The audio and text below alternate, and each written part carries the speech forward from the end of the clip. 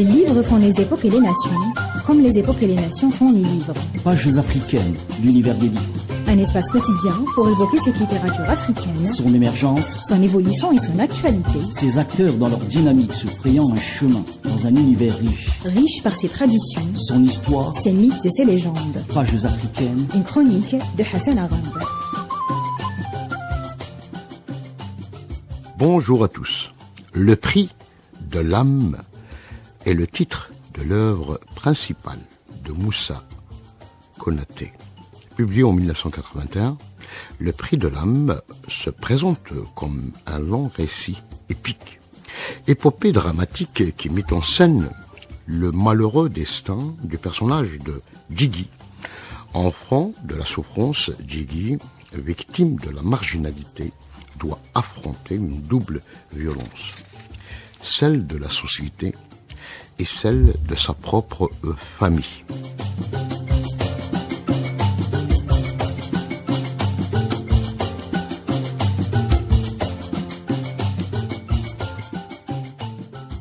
Selon Kachama, la lecture du récit ne doit pas occulter la part importante du rêve dans une expérience initiatique qui s'articule au double sens de la passion éprouvée par le peuple et de la passion que ce même peuple inspire.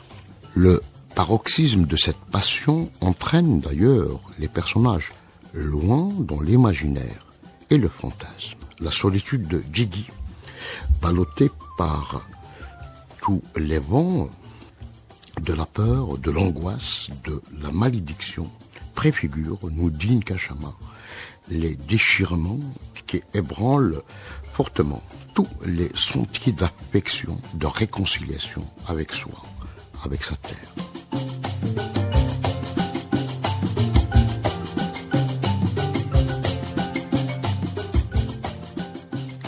Tout le drame de Djigui semble découler d'une terrible culpabilité. Un jour, Djigui a surpris son père, violentant sa propre mère, dans un accès d'ivrognerie, sans pouvoir intervenir, ni prêter secours à la pauvre mère.